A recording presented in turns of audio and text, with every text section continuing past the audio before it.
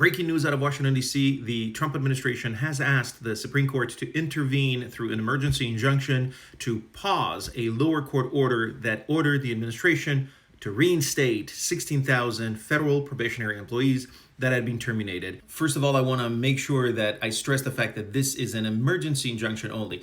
The Supreme Court wouldn't decide the matter itself. It would just pause the lower court decision ordering the administration to reinstate the employees. So now the question is, what will the Supreme Court do? Will they hear the case and will they issue the injunction?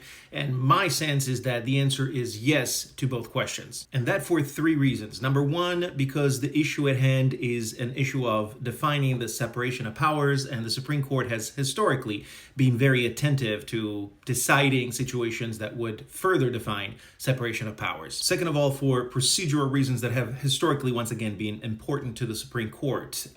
Specifically, in this case, the government is arguing that the original plaintiff is labor unions and they do not have standing in this. In other words, that the people that have been terminated would have to act on their own and not through labor unions.